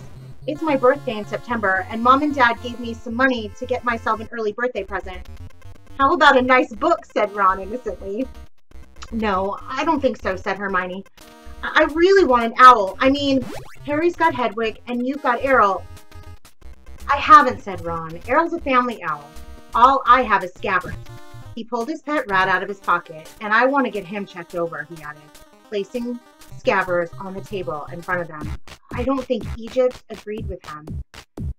Scabbers was looking thinner than usual, and there was a definite droop in his whiskers. There's a magical creature shop just over there, said Harry, who knew Diagon Alley very well by now. You could see if they've got anything for Scabbers, and Hermione can get her owl. So they paid for their ice cream and crossed the street to the magical menagerie. There wasn't much room inside. Every inch of the wall was hidden by cages. It was smelly and very noisy because of the occupants of those cages as they were squeaking, squawking, jabbing, and hissing. The witch behind the counter was already advising a wizard on the care of a double-ended newt, so Harry, Ron, and Hermione waited, examining the cages. A pair of enormous purple toads sat gulping wetly and feasting on dead blowflies. A gigantic tortoise with a jewel-encrusted shell was glittering near the window.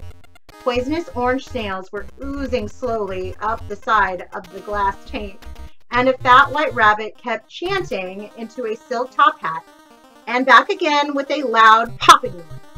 Then there were the cats of every color, a noisy cage of ravens, a basket of funny custard-colored fur balls that were humming loudly, and on the counter a vast cage of sleek black rats that were playing some sort of skipping game using their long, bald nails. The double-ended newt wizard left, and Ron approached the counter. "It's my rat," he told the witch. "He's been a bit off-color ever since I brought him back from Egypt." "Ah, bang him on the counter," said the witch, pulling a pair of heavy black spectacles out of her pocket. Ron lifted Scabbers out of his inside pocket and placed him next to the cage of his fellow rats, who stopped their skipping tricks and scuffled to the wire for a better look.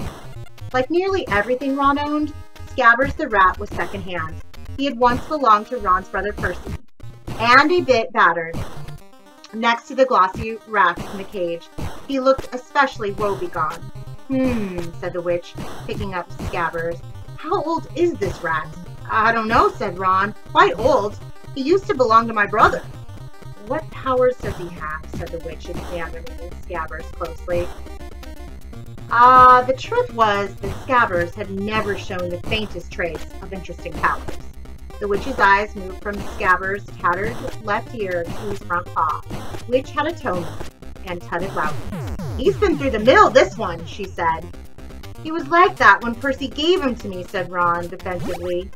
"An ordinary common or garden rat like this can't be expected to live longer than 3 years or so," said the witch. "Now, if you were looking for something a bit more hard-wearing, you might like one of these." She indicated the black rats, who promptly started skipping again. Ron muttered, "Show-offs."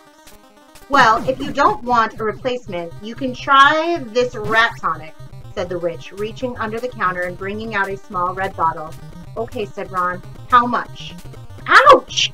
Ron buckled as something huge and orange came soaring from the top of the highest cage, landing on his head, and then propelling itself, spitting madly, at Scabbers.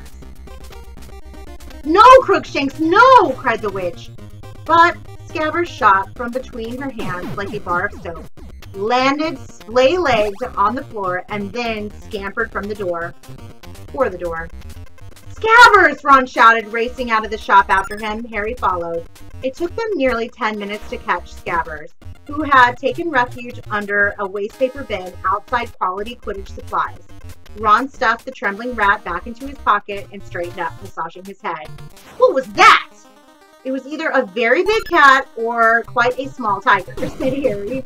"Where's Hermione?" "Probably getting her owl." They made their way back up the crowded street to the magical menagerie. As they reached it, Hermione came out, but she wasn't carrying an owl. Her arms were clamped tightly around the enormous ginger cat. "You bought that monster?" said Ron, his mouth hanging open. "He's gorgeous, isn't he?" said Hermione, glowing. That was a matter of opinion, thought Harry. The cat's ginger fur was thick and fluffy, but it was definitely a bit bow-legged, and its face looked grumpy and oddly squashed, as though it had run headlong into a brick wall. Now that Scabbers was out of sight, however, the cat was purring contently in Hermione's arms. "Hermione, that thing nearly scalped me," said Ron. "He didn't mean to, did you, Crookshanks?" said Hermione. "And what about Scabbers?" said Ron, pointing at the lump in his chest pocket. "He needs rest and relaxation. How is he going to get it with that thing around?" "That reminds me, you forgot your rat tonic," said Hermione, slapping the small red bottle into Ron's hand. "And stop worrying. Crookshanks will be sleeping in my dormitory and Scabbers in yours. What's the problem?" Poor Crookshanks. That witch said he'd been in there for ages. No one wanted him.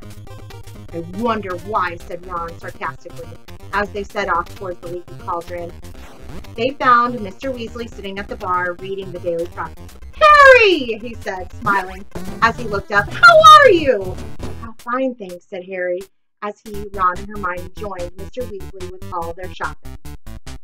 I think we'll stop there for part 1, and we'll continue with part 2 of chapter 4 very soon.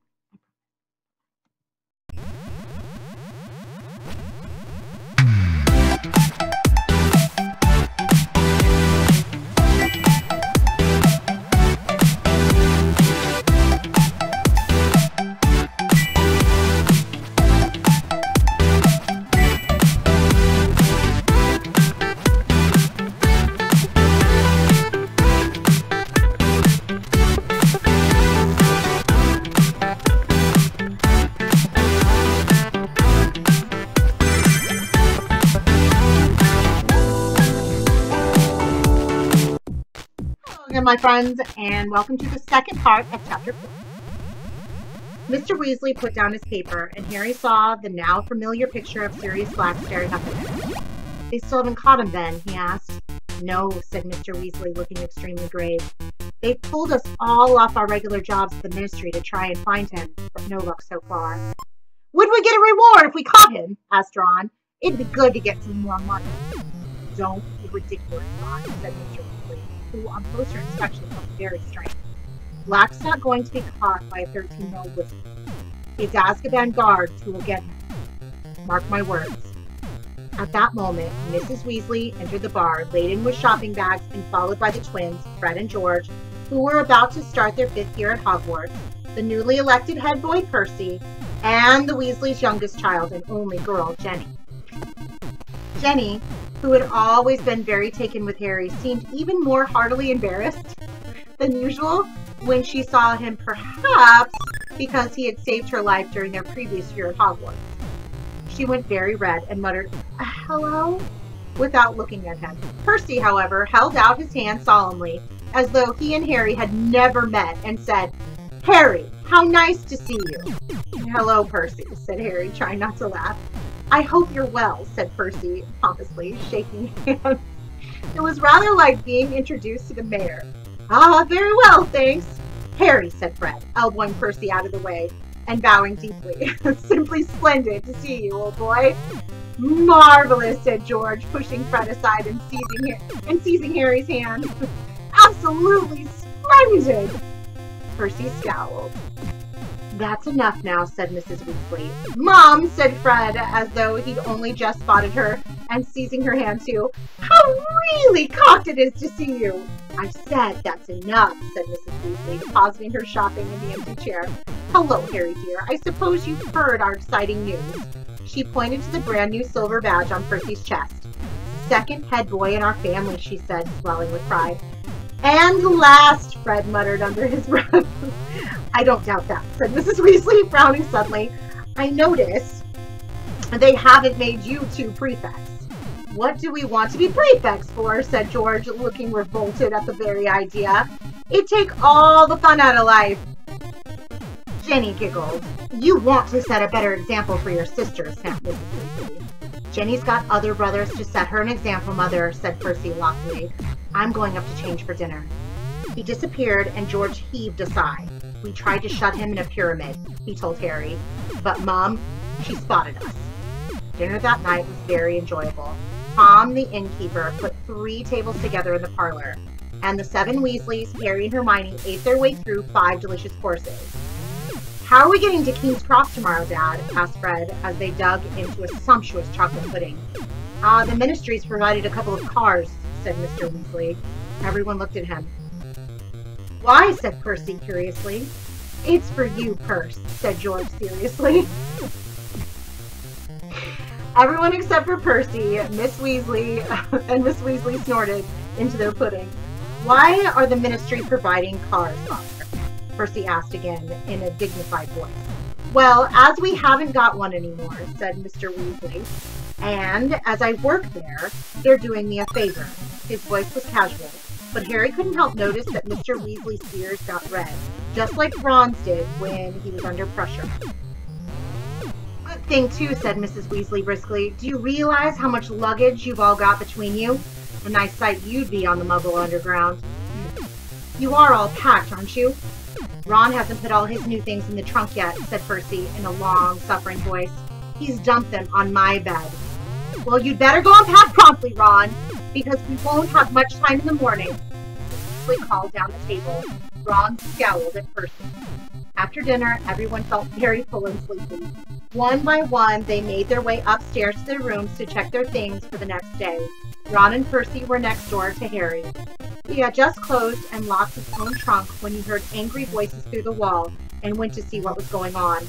The door of number 12 was ajar, and Percy was shouting, "It was here, on the bedside table! I took it off for polishing!" "I haven't touched it, all right," Ron roared back. "What's up?" said Harry. "My head boy badge is gone," said Percy, rounding on Harry. So is Scabbers' rat tonic," said Ron, throwing things out of his trunk to look. "I think I might have left it at the bar." "You're not going anywhere till you found my badge," yelled Percy. "I'll get Scabbers' stuff. I'm packed," Harry said to Ron, and he went downstairs. Harry was halfway along the passage to the bar, which was now very dark, when he heard another pair of angry voices coming from the parlor. A second later, he recognized them as Mr. and Mrs. Weasley. He hesitated, not wanting them to know he'd heard them arguing, when the sound of his own name made him stop, then move closer to the parlor door. "Makes no sense not to tell him," Mr. Weasley was saying heartily. "Harry's got a right to know." "I've tried to tell Fudge, but he insists on treating Harry like a child. He's 13 years old. Arthur, the truth would terrify him," said Mrs. Weasley. "You really want to send Harry back to school without hanging over him? For heaven's sakes, he's happy not knowing." "I don't want to make him miserable. I want to put him on his guard," retorted Mr. Weasley. "You know what Harry and Ron are like, wandering off by themselves. They've ended up in the Forbidden Forest twice! But Harry mustn't do that this year. When I think what could have happened to him that night he ran away from home. If the night bus hadn't picked him up, I'm prepared to bet he would have been dead before the Ministry found him. But he's not dead. He's fine. So what's the point? Molly! They say Sirius Black is mad, and maybe he is. But he was clever enough to escape from Azkaban. And that's supposed to be impossible. It's been 3 weeks, and no one's seen hide nor hair of him. And I don't care what Fudge keeps telling the Daily Prophet. We're no nearer catching Black than inventing self-spelling wands. The only thing we know for sure is what Black is after. But Harry will be perfectly safe at Hogwarts. We thought Azkaban was perfectly safe. If Black can break out of Azkaban, he can break into Hogwarts. But no one's really sure that Black's after Harry. There was a thud on wood, and Harry was sure Mr. Weasley had banged his fist on the table. "Molly, how many times do I have to tell you? They didn't report it in the press because Fudge wanted it kept quiet. But Fudge went out to Azkaban the night Black escaped. The guards told Fudge that Black's been talking in his sleep for a while now.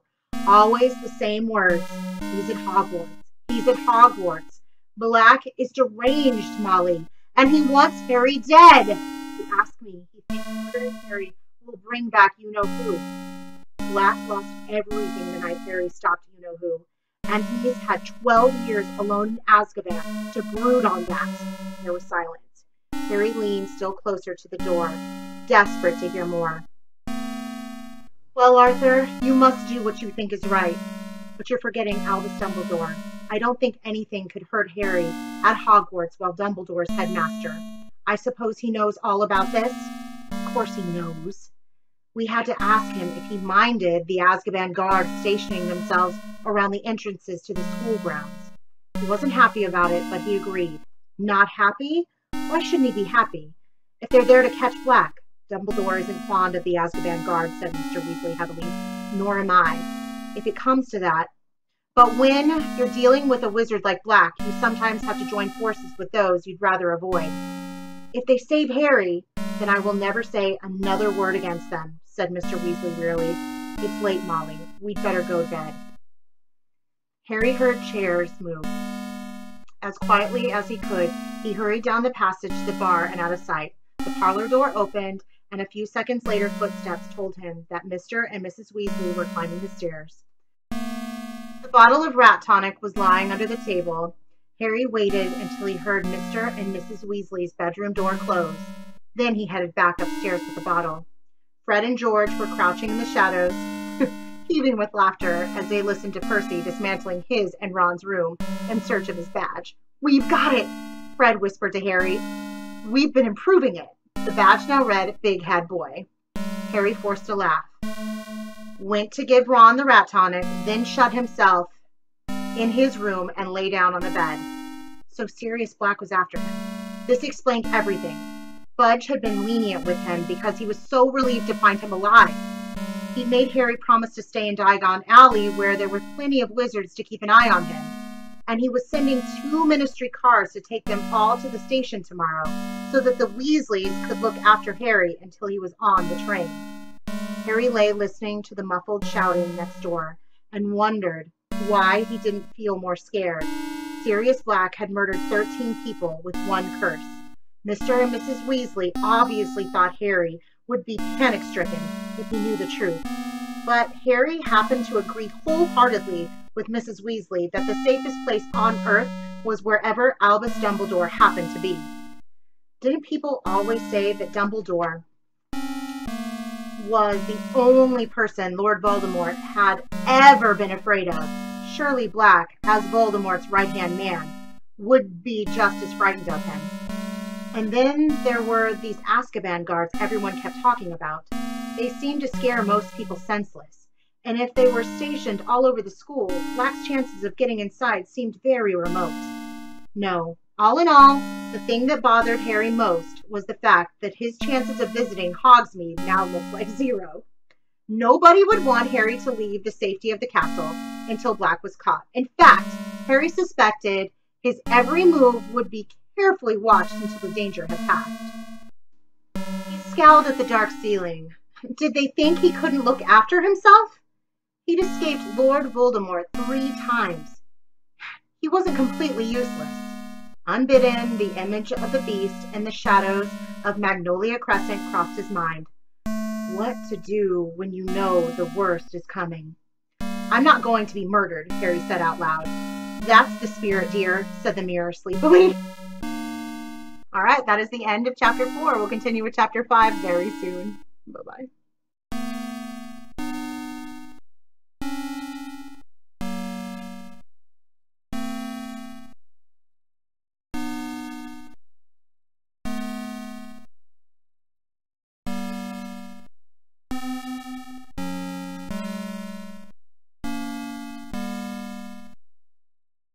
Hello, my friends, and welcome to the second part of Chapter 4.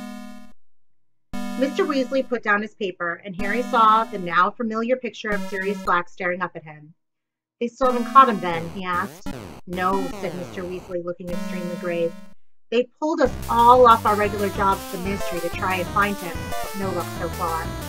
"Would we get a reward if we caught him?" asked Ron. "It'd be good to get some more money."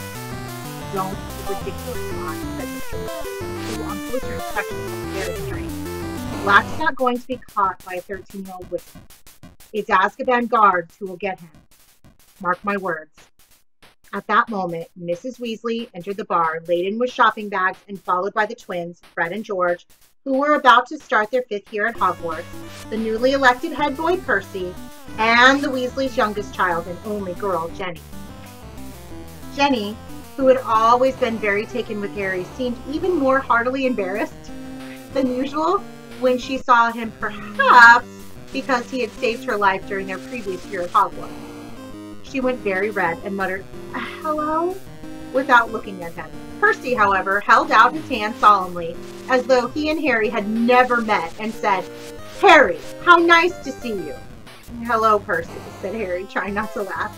"I hope you're well," said Percy, pompously, shaking hands. It was rather like being introduced to the mayor. "Ah, very well, thanks." "Harry," said Fred, elbowing Percy out of the way and bowing deeply. "Simply splendid to see you, old boy." "Marvelous," said George, pushing Fred aside and seizing Harry's hand. "Absolutely splendid." Percy scowled. That's enough now, said Mrs. Weasley. Mom, said Fred, as though he'd only just spotted her, and seizing her hand too. How really cocked it is to see you! I said that's enough, said Mrs. Weasley, depositing her shopping.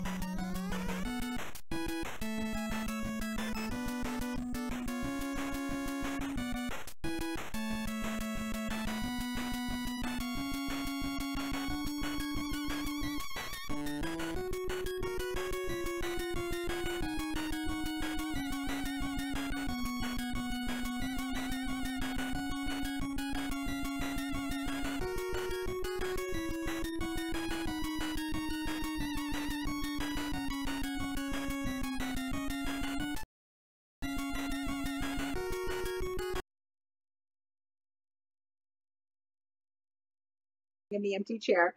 Hello, Harry dear. I suppose you've heard our exciting news. She pointed to the brand new silver badge on Percy's chest. Second head boy in our family, she said, swelling with pride. And last, Fred muttered under his breath. I don't.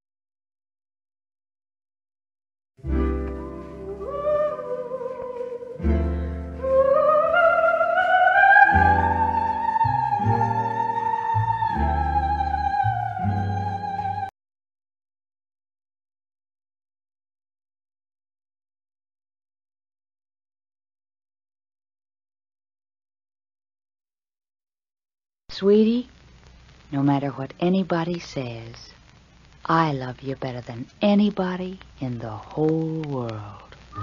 Lonesome, I'm a real lonesome gal. I can't stop feeling lonesome. Heaven knows when I shall. Hi, baby. This is your lonesome gal. Gather round me with your sentimental heart and that pair of pretty eyes and that smile I love. I've waited all day for you to join me for a little while, so get comfortable.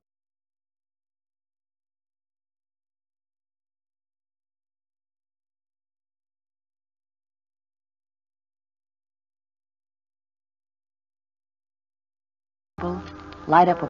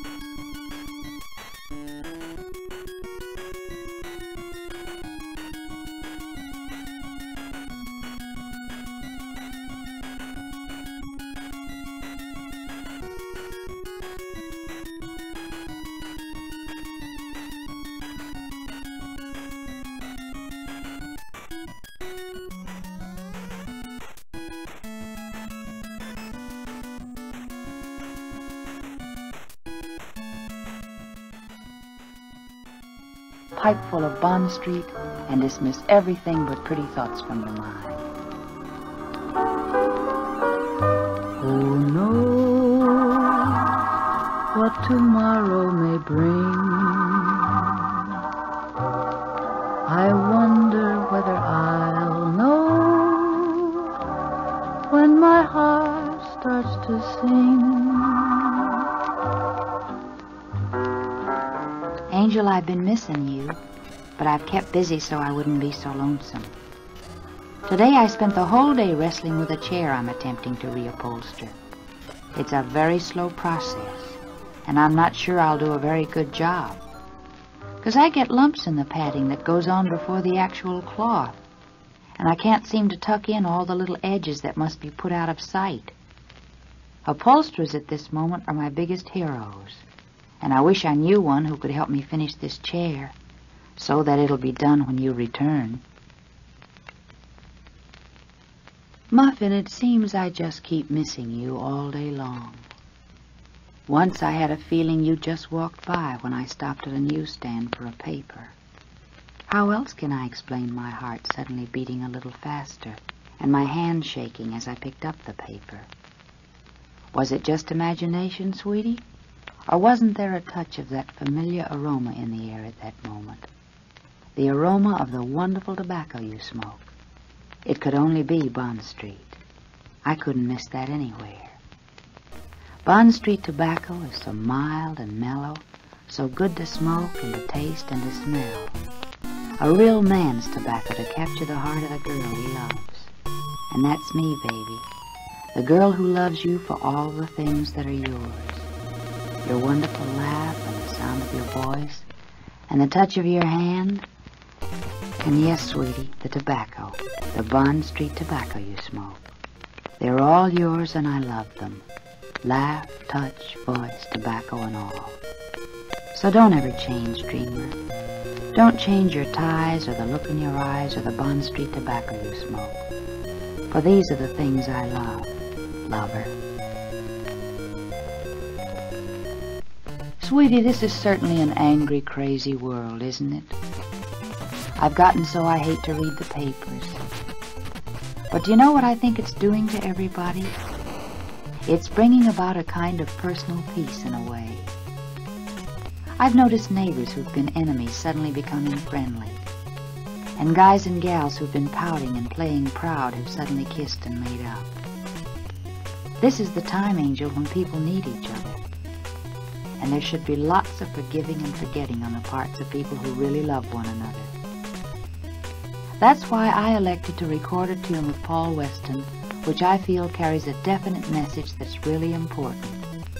Never let the sun set on a quarrel.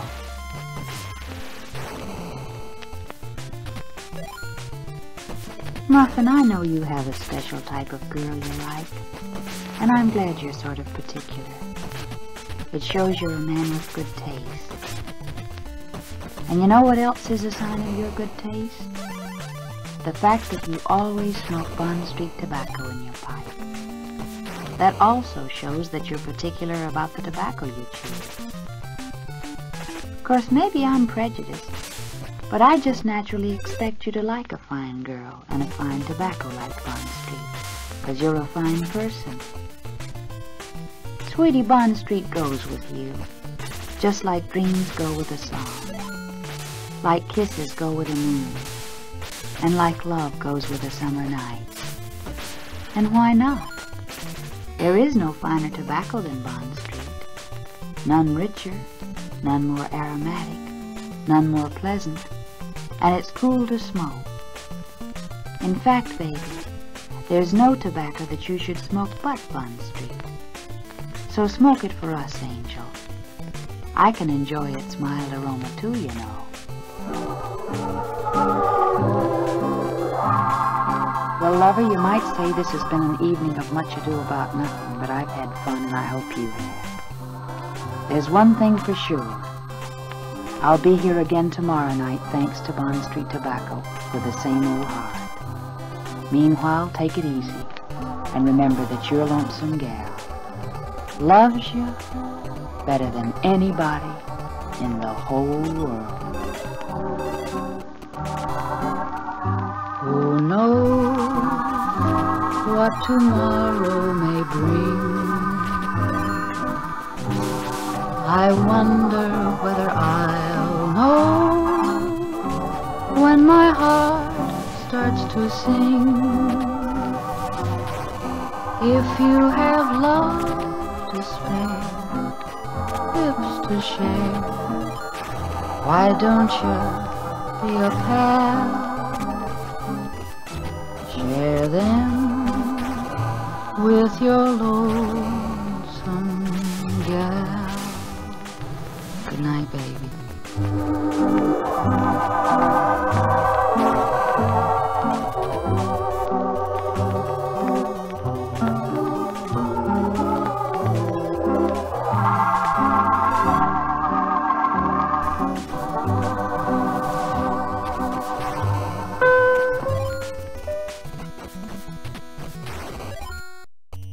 Sweetie, no matter what anybody says, I love you better than anybody in the whole world. Lonesome, I'm a real lonesome gal. I can't stop feeling lonesome. Heaven knows when I shall. Hi, baby. This is your lonesome gal. Maybe I am being selfish, but I want you to stop whatever you're doing and visit with me. I've made up my mind that comes the night, it's nothing without you. So get real comfortable, kick off your shoes, loosen your tie, and light up a pipe full of Bond Street. Who knows what tomorrow may bring? I wonder whether I'll know when my heart starts to sing. Dreamer, with all I know about loneliness, there's always something to learn, it seems. Today I was talking to a gal who told me a very strange thing. She ran an ad in the paper to try and sell a fur coat. And she said that out of 12 phone calls she had, at least 4 of them were from people who had no intention of buying the coat. They were just lonely and wanted to talk to somebody, and the coat was a conversation piece. I'll bet a lot of answers to ads come about for that reason. If you've ever advertised anything, I'll bet you've had such calls yourself. And if you can't really remember, use your imagination. Sweetie, what's your favorite time of the year? The ripe golden days of summer? The soft promise of spring? The flaming glory of autumn? The cold white magic of winter? Whatever it is, there's something I know you'll enjoy in any season. The mild, mellow pleasure of smoking Bond Street tobacco. I keep thinking of you, baby. Seeing you in the setting of all the 4 seasons of the year. And always, whether you're stretched out in a beach chair under a summer sky, or walking in the country during spring or fall, or sitting by the fireside on a cold winter evening, always I picture you, puffing on your pipe, serene and gentle, and contented in the sweet perfection of the Bond Street tobacco you're smoking. I can almost smell it now. That special, wonderful aroma of Bond Street's special, wonderful tobaccos.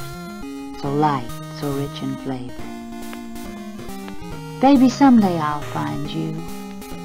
And maybe your eyes will be brown instead of blue. Maybe your hair will be blonde instead of dark. But this I know. Brown eyes are blue, blonde hair are dark. You'll be smoking a pipe. And you'll be smoking Bond Street tobacco. How do I know? Because Bond Street, the finest tobacco in the world, just naturally goes with you, the finest guy in the world. You can take that as a fact from your lonesome gal.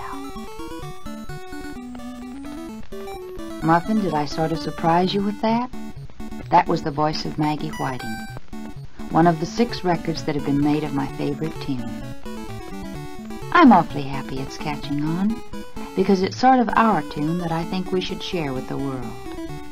And for the sake of the boys who wrote Lonesome Gal, I also think it should be heard. Of course, if it really becomes a success, you're responsible, hon. Because it was you who urged me to find a publisher to put it into sheet music form, and it was you who demanded the records. You see how I obey you, Angel? That's 'cause I have no other love.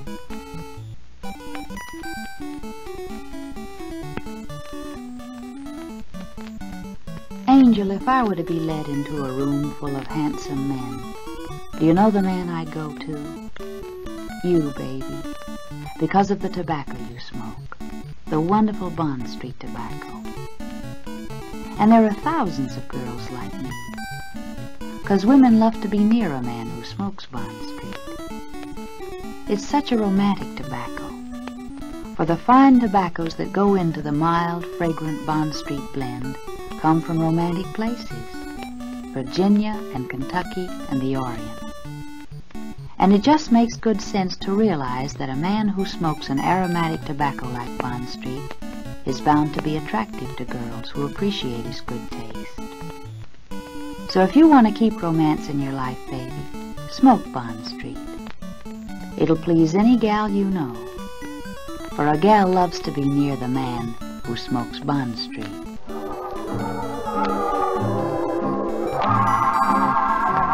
Well, lover, another evening's been put in the pages of my memory book, and I've adored every minute of it. You're the prettiest thing that's ever happened to me, so why don't you plan on being with me again tomorrow night? I'll be right here waiting for you, thanks to Bond Street Tobacco. Meanwhile, remember, your lonesome gal loves you better than anybody in the whole world. Who knows what tomorrow may bring? I wonder whether I'll know when my heart starts to sing. If you have love to spare, lips to share, why don't you be a pal? Share them with your lonesome gal. Good night, baby.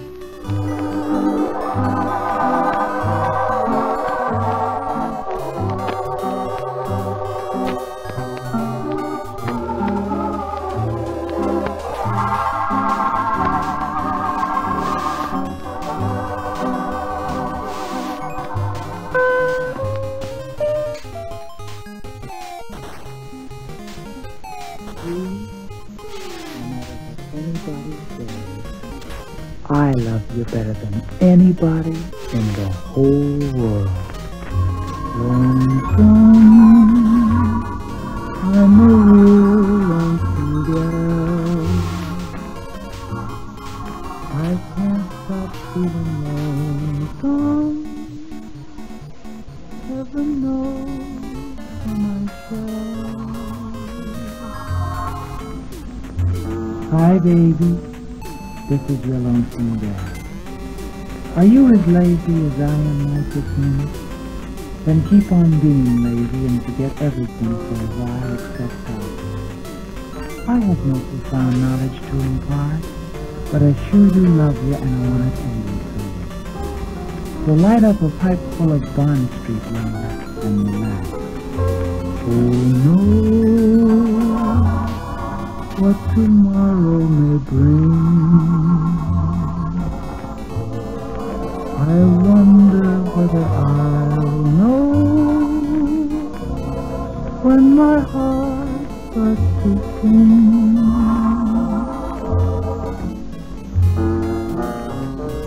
Judy, this is a very special event for me to be back with you again. Gee, I've missed you, and a lot of things have happened since I was with you last. But I won't try and tell you everything at once. I'll spread my news over a long period of time, because you know me. The more visits I get with you, the better I like it. There's one thing I'll bet you didn't notice. My new winter window box. Know what those plants are? Martha Washington geraniums. Just a little something for me to tend to when you're not here. But with you back, I'll have lots to do. And this time, baby, I hope it's for keeps. Nobody can break this up. Of course, anyone who'd think of trying that would be a cockeyed optimist.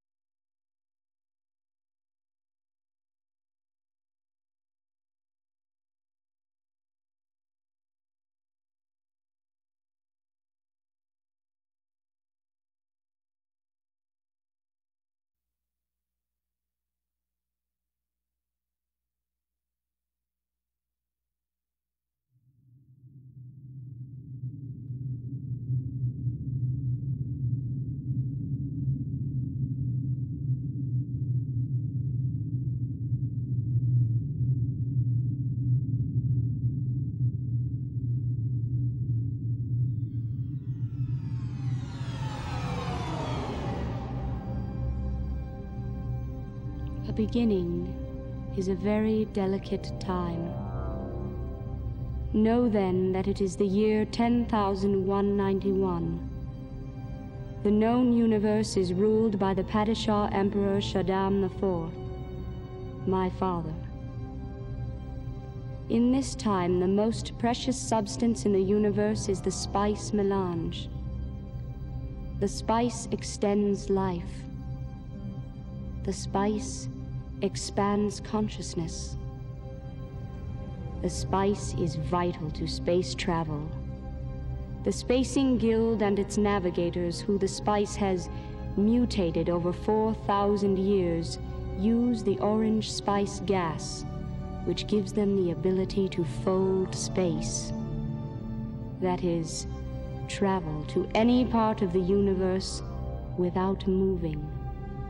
Oh yes, I forgot to tell you. The spice exists on only one planet in the entire universe. A desolate, dry planet with vast deserts. Hidden away within the rocks of these deserts are a people known as the Fremen, who have long held a prophecy that a man would come, a Messiah, who would lead them to true freedom. The planet is Arrakis, also known as